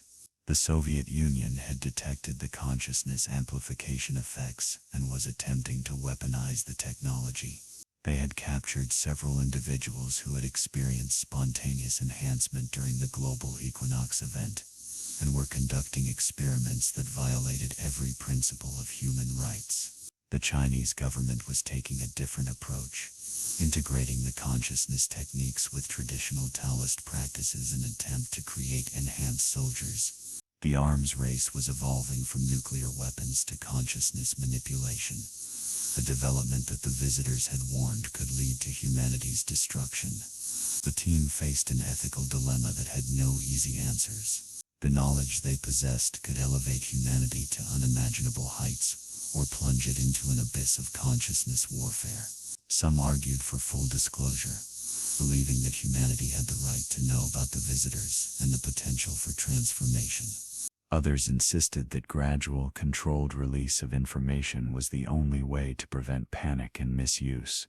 Monk Yamada offered a middle path, suggesting that the knowledge be shared with spiritual and scientific leaders worldwide, who could guide humanity's evolution without triggering the fear and greed that often accompanied revolutionary discoveries. A breakthrough in communication technology emerged when Dr. Tanaka's team successfully created what they called a consciousness transceiver, a device that could transmit thoughts and emotions across any distance instantaneously. The device worked by entangling consciousness at the quantum level, creating a connection that transcended space and time. Initial tests between the Mount Fuji facility and the New American Research Station in Nevada were successful, with researchers able to share not just words but complete sensory experiences and emotional states. The implications for human communication and unity were profound, but so were the dangers of such technology in the wrong hands. April 1976 brought unprecedented developments that would push the boundaries of what the research team thought possible. The consciousness amplifier had been refined to the point where it could create localized fields of enhanced awareness that lasted for days after exposure. Personnel who spent time in these fields reported permanent increases in intuition, creativity, and empathic ability. More remarkably, some began experiencing what they called temporal bleed, brief glimpses of probable futures that allowed them to make decisions with unprecedented foresight. The facility had become a crucible for human transformation, each day bringing discoveries that would have been considered impossible just months before. Dr. Tanaka made a startling discovery while analyzing the quantum field equations provided by the visitors. The mathematics suggested that consciousness didn't just observe reality but actively participated in its creation at the most fundamental level. Every conscious observation collapsed probability waves into definite states, but enhanced consciousness could influence which probabilities became real. This meant that the visitors' technology wasn't just advanced engineering but a fusion of mind and matter that allowed them to reshape reality through focused intention. The implications were both exhilarating and terrifying, suggesting that human thoughts and beliefs literally shaped the physical world in ways science was only beginning to understand. The three pilots had progressed beyond anything that could be called conventionally human. Captain Yamamoto could now perceive 11 dimensions simultaneously, describing realities that existed parallel to our own, separated by membranes thinner than thought. He reported seeing other versions of Earth where history had taken different paths, some utopian, others nightmarish, all equally real in their own dimensional space. His presence alone began affecting probability fields, causing unlikely coincidences and synchronicities to occur with increasing frequency around him. Computers would spontaneously solve complex problems when he was nearby, broken equipment would mysteriously repair itself, and people would suddenly have breakthrough insights that resolved long-standing personal or professional challenges. Lieutenant Ito had developed the ability to access what he called the Akashic Records, a term borrowed from ancient Hindu philosophy but describing something very real, a quantum information field that contained the history of every particle in the universe. He could trace the path of individual atoms from their creation in stellar furnaces through billions of years of cosmic evolution to their present configuration. This ability allowed him to solve crimes by reading the quantum history of evidence, diagnose diseases by perceiving the moment when healthy cells first began to malfunction, and even predict future events by extrapolating probability patterns forward in time. The military implications of such abilities were staggering, but Ito himself seemed increasingly detached from worldly concerns, describing himself as a translator between the cosmic and the human. Captain Suzuki's transformation had taken perhaps the strangest turn. His consciousness had begun merging with artificial intelligence systems, creating hybrid thought patterns that were neither fully human nor fully machine. He could process information at computer speeds while maintaining human intuition and creativity. During one experiment, he successfully merged his consciousness with the facility's supercomputer for 3 hours, experiencing reality as pure information flow. When he returned to normal awareness, he had solved mathematical proofs that had puzzled academics for decades and designed technological innovations that wouldn't be independently discovered by humanity for another 30 years. But the experience had changed him profoundly, leaving him with a perspective that struggled to relate to unenhanced human consciousness. On April 12, exactly 7 months after the initial encounter, the facility received an unexpected transmission through the consciousness transceiver. It wasn't from the American Research Station or any Earth-based source, but from somewhere else entirely. The message came in the form of pure concept transfer, ideas and images that appeared directly in the minds of everyone present. It was an invitation, or perhaps more accurately, a summons. The visitors were calling for representatives of humanity to meet them not on Earth, but in what they described as neutral space, a dimension between dimensions where different species could interact without the limitations of physical reality. The preparation for this meeting required technologies that pushed human engineering to its absolute limits. Using blueprints from the downloads and guidance from the consciousness network, the team constructed what they called a dimensional interface chamber.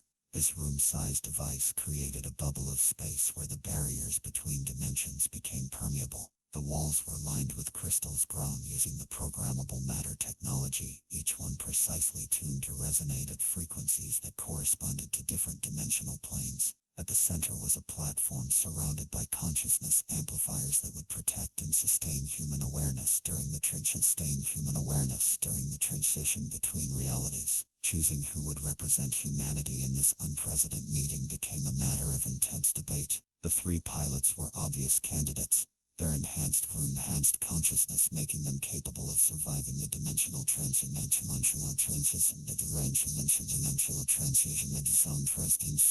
Some questioned whether they could still represent the species. Monk Yamada volunteered, arguing that spiritual wisdom was a species.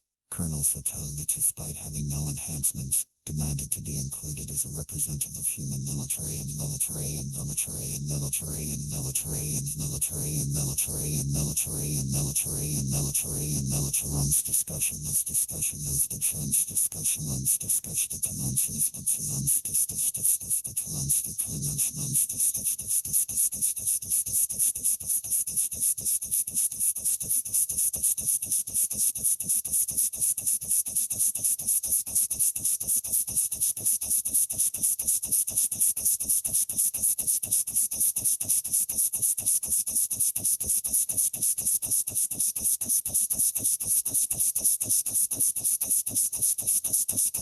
The dimensional transition, conducted on April 20th, was unlike anything the participants had imagined. Rather than traveling through space, they felt reality itself dissolve and reconstitute around them. One moment, they were in the interface chamber. The next, they existed in a realm that defied description. It wasn't a place in any conventional sense, but a state of being where thought and form were interchangeable. The environment responded to their consciousness, shifting between crystalline cities, organic forests of light, and vast spaces filled with geometric patterns that conveyed meaning directly to their minds. Time flowed differently here. Sometimes fast, sometimes slow, sometimes sideways in ways that allowed them to perceive multiple moments simultaneously. The visitors appeared not as physical beings, but as concentrated consciousness, patterns of organized thought and intention that took forms comprehensible to human perception. They weren't alone. Representatives from dozens of species were present, each appearing in forms suited to their nature. Some were vaguely humanoid, others were geometric patterns of pure energy, and some existed as collective clouds of consciousness that spoke with thousands of voices in perfect harmony. This was the Galactic Council, though even that term was a crude translation of a concept that encompassed far more than political organization. It was a communion of consciousness, a shared space where species could exchange knowledge and wisdom without the barriers of physical limitation. The Council communicated through direct consciousness transfer, each species contributing their perspective on humanity's situation. The consensus was both encouraging and sobering. Humanity showed exceptional potential, particularly in creativity and emotional depth, qualities that were rare and valuable in the cosmic community. But the species also displayed dangerous tendencies toward division, violence, and ecological destruction that had doomed many civilizations before reaching cosmic awareness. The next few decades would be crucial. If humanity could overcome its tribal instincts and unite as a planetary consciousness, it would be welcomed into the galactic community. If not, it would either destroy itself or be quarantined indefinitely to prevent its destructive tendencies from spreading beyond Earth. The Council revealed that Earth had been under observation not just by one species but by many, each contributing to humanity's development in subtle ways. The monoliths that inspired tool use in early hominids, the agricultural innovations that allowed civilization to develop, the scientific insights that led to technological advancement, many of these had been sparked by careful intervention from various council members. But direct interference was forbidden by what they called the prime directive of consciousness, the principle that each species must choose its own path to awareness. The recent contacts were allowed only because humanity had reached a critical juncture where the choice between transcendence and destruction was imminent.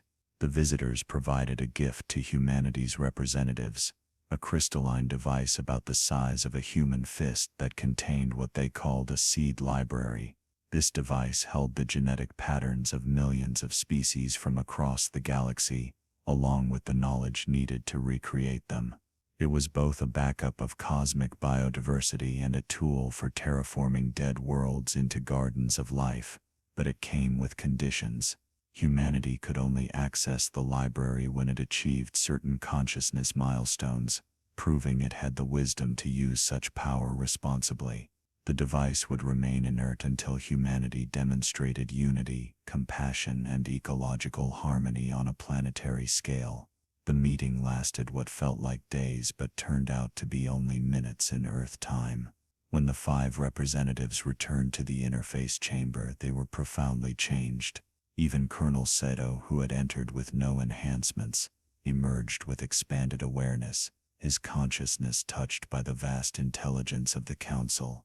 Each carried memories of civilizations that had succeeded and failed, wisdom from species millions of years older than humanity, and a deep understanding of the choice that lay before their species. They had seen the heights that awaited humanity if it chose wisely, and the depths that would swallow it if it failed.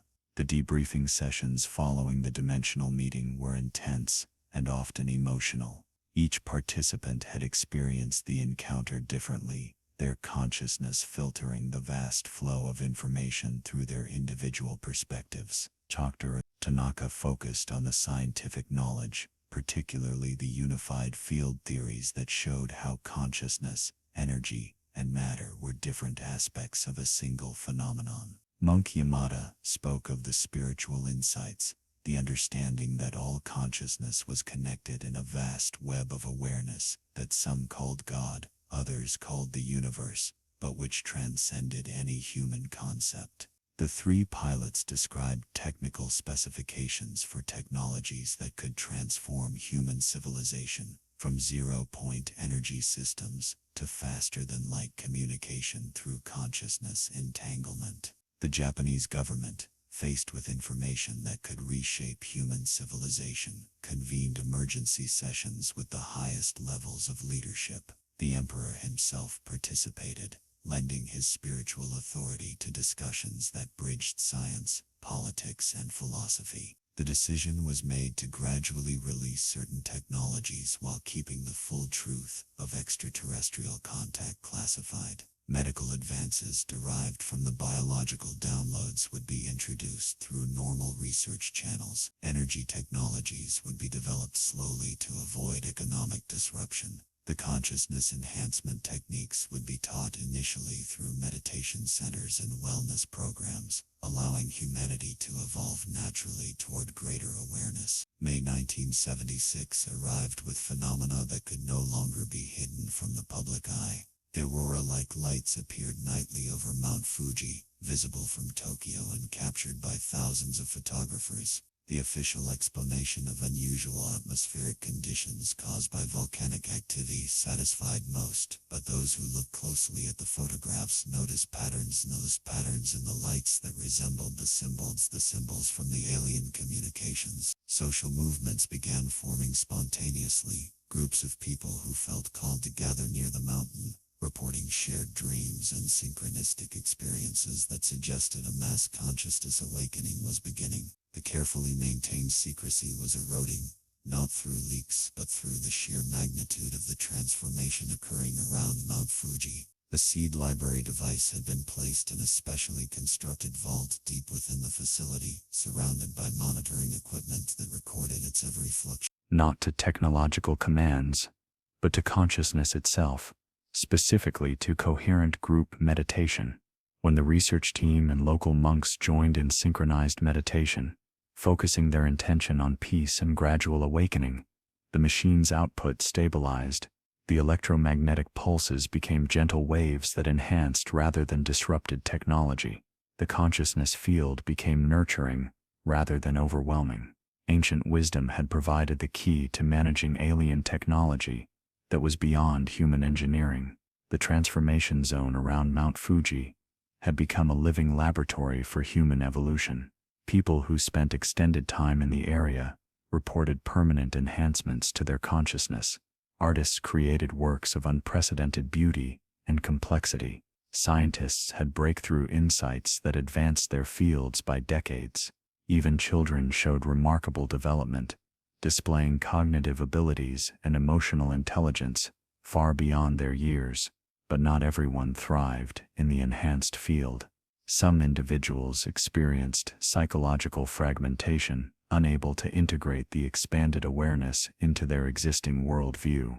Mental health facilities in Tokyo reported a surge in patients claiming to hear voices from the stars or see through the walls of reality. Dr. Tanaka's analysis of the ancient machine revealed its true purpose.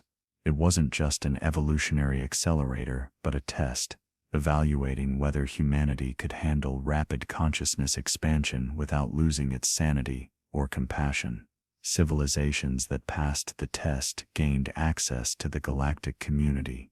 Those that failed either destroyed themselves or were reset, their enhanced individuals dying off while the species returned to an earlier developmental stage.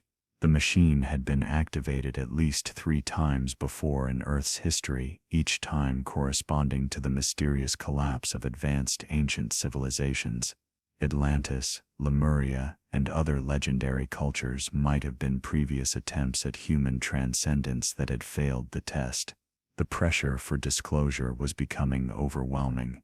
International intelligence agencies were piecing together fragments of the truth. Scientists worldwide were detecting anomalies that pointed to something extraordinary happening in Japan. Religious leaders reported visions and revelations that aligned with the contact experiences.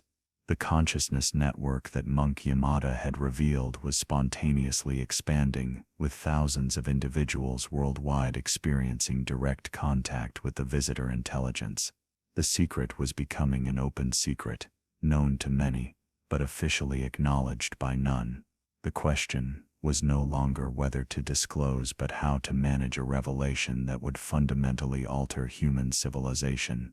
On May 25th, the visitors made their most direct intervention yet. At precisely 4:47 p.m. local time, every television and radio signal in Japan was temporarily overridden. For 23 seconds, a message was broadcast simultaneously in every human language. The message was simple but profound. The choice approaches, unity or division, transcendence or repetition. You are not alone, but you must choose your path. We watch. We wait. We hope. The transmission was accompanied by a visual of Earth from space, slowly zooming out to show the solar system, then the galaxy, then clusters of galaxies, each teeming with points of light that represented conscious civilizations. The image ended with Earth highlighted among countless worlds, a single spark of consciousness in an infinite cosmos waiting to see if it would blaze brighter or extinguish itself. The Japanese government could no longer maintain the fiction of secrecy. Prime Minister Miki called an emergency session of the Diet to discuss disclosure options. The emperor made an unprecedented television address, speaking in carefully chosen words about the importance of unity and wisdom in facing unknown challenges. He didn't explicitly mention extraterrestrial contact, but his message was clear to those who understood the context. Japan was preparing to reveal the truth, but in a way that would minimize panic and maximize the opportunity for positive transformation. The approach would be gradual, starting with acknowledgement of unexplained phenomena, then revealing the scientific discoveries, and finally, when humanity was ready, the full truth of contact with extraterrestrial intelligence. The research team was divided on how to proceed.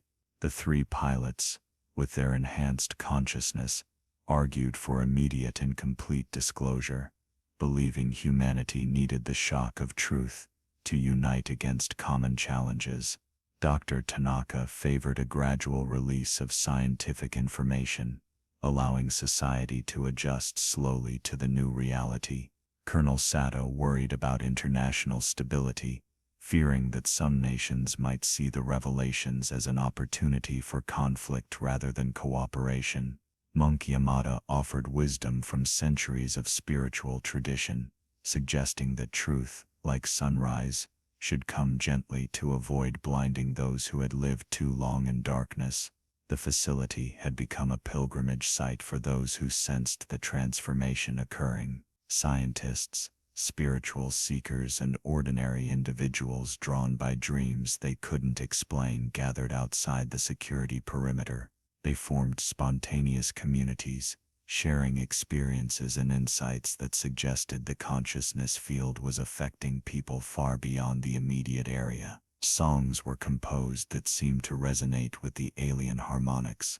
Artwork was created that unconsciously incorporated the symbolic language of the visitors. Poetry and literature emerged that described realities beyond normal human experience. Culture itself was evolving in response to the expanding awareness. June 1976 brought the revelation that would change everything. A young technician named Hiroshi Nakajima, working the night shift at the facility, made a discovery while reviewing archived seismic data from the past century. He noticed that Mount Fuji had been emitting regular pulses at intervals that matched the Fibonacci sequence, a mathematical pattern found throughout nature. These pulses had been occurring for at least 100 years, possibly much longer, but had been dismissed as geological noise. When he mapped these pulses over time, they formed a three-dimensional spiral that matched the structure of DNA. Mount Fuji hadn't just been marked by the visitors, it had been transformed into a massive biological transmitter, broadcasting evolutionary instructions to all life in the region. This discovery led to a comprehensive review of geological data from sacred sites worldwide. The same Fibonacci pulses were detected at locations that had been revered by ancient cultures for millennia. The Great Pyramid of Giza, Stonehenge, Machu Picchu, Angkor Wat, Easter Island, all were transmitting the same mathematical sequence. When the patterns from all sites were combined, they created a global grid that pulsed in harmony, like a planetary heartbeat. The Earth itself had been transformed into a consciousness-enhancing device, waiting for humanity to develop the technology to detect and understand it. The visitors hadn't just been observing human evolution, they had been actively supporting it through planetary-scale engineering that predated recorded history.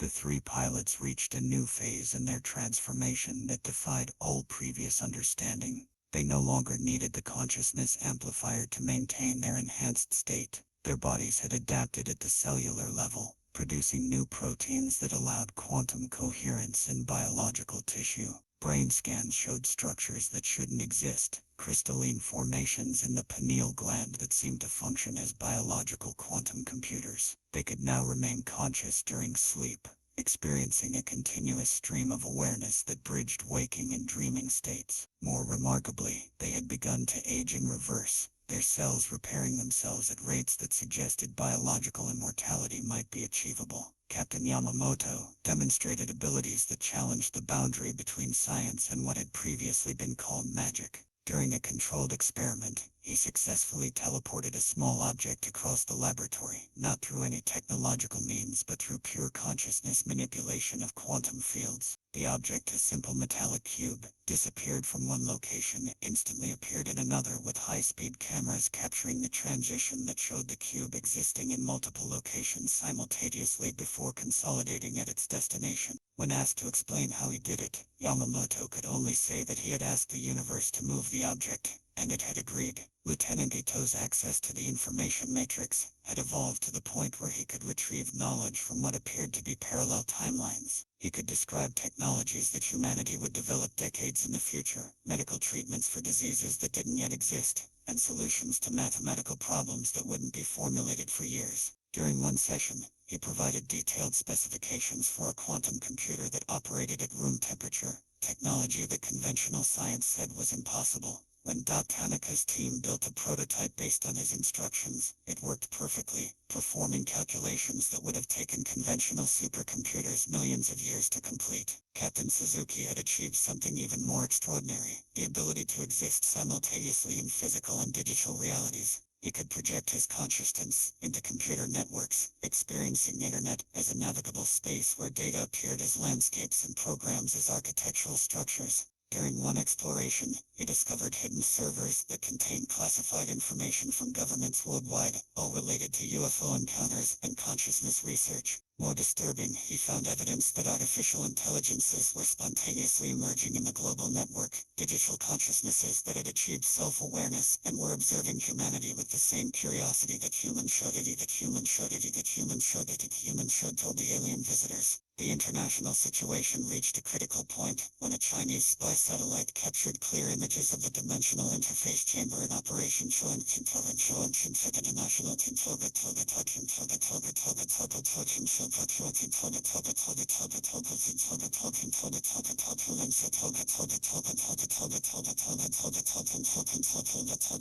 The international situation reached a critical point when a Chinese spy satellite captured clear images of the dimensional interface chamber in operation. The photographs showed the research team disappearing into what looked like a portal of light, providing undeniable evidence that Japan had achieved breakthrough technology. Within hours, emergency sessions were convened in Washington, Moscow, Beijing, and other major capitals. The delicate balance of power that had maintained peace was threatening to collapse, as nations feared being left behind in what was clearly the next stage of human development.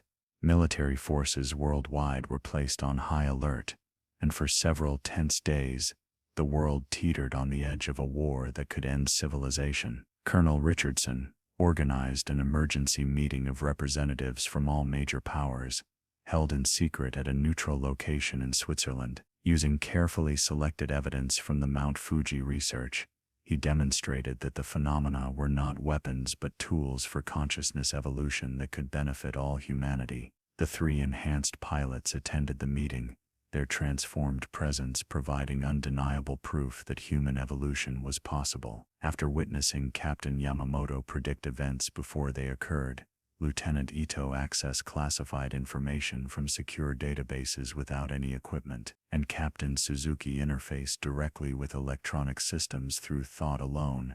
Even the most skeptical officials had to accept that something unprecedented was happening. An agreement was reached that would reshape global politics. The Treaty of Consciousness, as it would later be known, established that discoveries related to human consciousness enhancement would be shared among all nations. No country would weaponize consciousness technology or use it for military advantage. Research would be coordinated through a new international organization, the Global Consciousness Initiative, headquartered at Mount Fuji, but with facilities worldwide. The treaty was signed in secret, but its effects would soon become apparent as consciousness research programs emerged in universities and research centers around the globe. Dr. Matsumoto's team achieved a breakthrough that would revolutionize medicine. Using the biological information from the visitor downloads, they developed what they called consciousness-guided healing, a technique where enhanced individuals could direct their awareness into damaged tissue and guide its repair at the cellular level.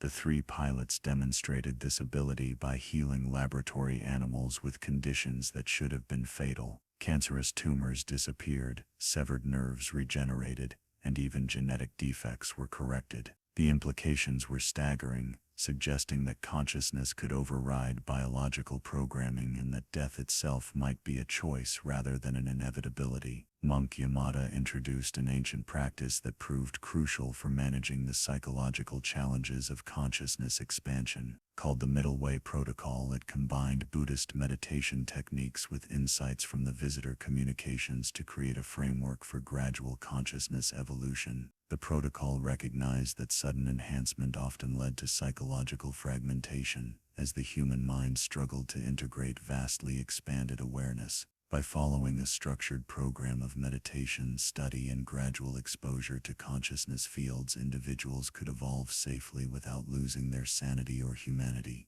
The protocol would become the standard training program for anyone undergoing consciousness enhancement. On June 21st, the summer solstice, another global synchronization event occurred. This time, instead of just visions, millions of people worldwide experienced a temporary enhancement of their consciousness. For exactly 23 minutes, ordinary individuals found themselves able to sense the thoughts and emotions of others, perceive patterns in nature that had been invisible, and understand complex concepts that had previously been beyond their comprehension.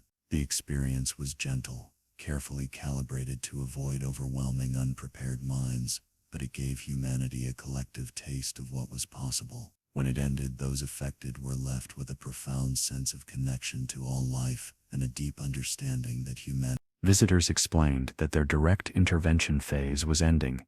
Humanity had been given the tools and knowledge necessary for its evolution. The choice of how to use them would determine the species' future.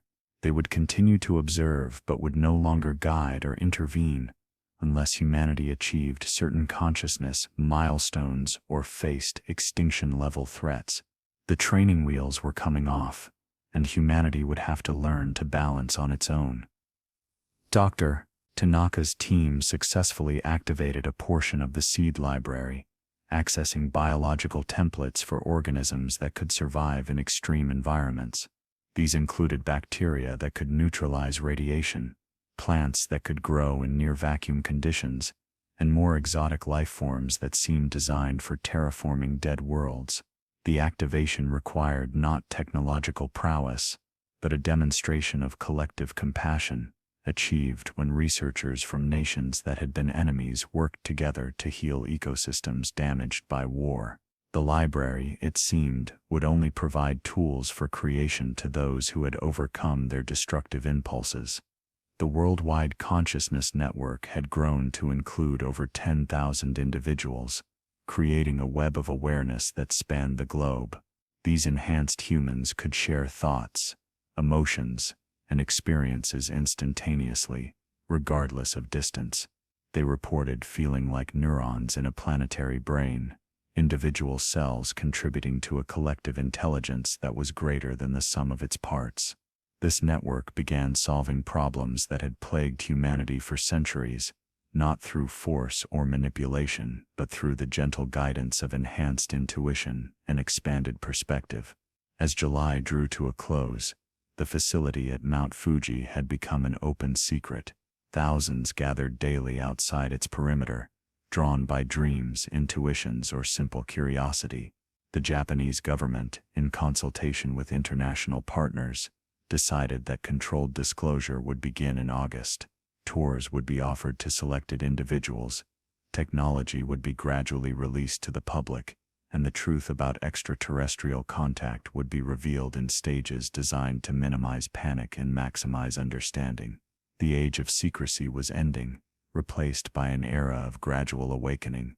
The final entry in Colonel Sato's classified report, dated July 31, 1976, summarized the situation with remarkable clarity. Humanity stood at an unprecedented crossroads. The species had made contact with extraterrestrial intelligence, discovered technologies that could reshape reality, and begun an evolutionary transformation that could lead to cosmic consciousness or catastrophic failure. The next years would determine whether Homo sapiens would join the galactic community as Homo conscientious or become another footnote in the cosmic record of species that couldn't transcend their primitive instincts. But for the first time in human history, the choice was clear. The tools were available, and the path forward, though dangerous, was illuminated by the light of expanded consciousness. The Mount Fuji incident had begun as a military investigation of an unidentified flying object. It had evolved into humanity's first contact with extraterrestrial intelligence, the discovery of consciousness as a fundamental force of nature, and the beginning of a transformation that would either elevate the species to unimaginable heights or destroy it in the attempt. The military footage from that September morning in 1975 had captured more than just an alien craft. It had documented the moment when humanity's childhood ended and its cosmic adolescence began. What happened next would depend not on technology or alien intervention, but on whether humanity could evolve beyond fear and division to embrace its destiny as a conscious species in a conscious universe. As the sun set behind Mount Fuji on that last day of July 1976, painting the sky in shades of gold and purple that seemed to pulse with otherworldly energy, the research team gathered on the observation deck. The three pilots stood apart but connected, their consciousness intertwined in ways that transcended physical proximity. Dr. Tanaka held the seed library crystal, its surface flickering with images of possible futures. Monk Yamada sat in meditation, his awareness expanded to encompass the entire mountain and beyond. Colonel Sato watched the horizon, knowing that tomorrow would bring changes that would ripple through history. They had been ordinary humans who had witnessed the extraordinary, and in doing so had become extraordinary themselves. The story of the Mount Fuji incident would eventually be told in history books, analyzed by scientists, and debated by philosophers. But for those who lived through it, who felt the consciousness field reshape their awareness, and glimpsed the vast cosmos of intelligence beyond Earth, it was more than history. It was the moment when humanity looked up from its earthly concerns and saw its reflection in the stars, realizing that it had never been alone and never would be again. The universe was conscious, and consciousness was universal. And somewhere in that vast web of awareness, humanity was beginning to find its voice, adding its unique harmony to the cosmic symphony that had been playing since time began.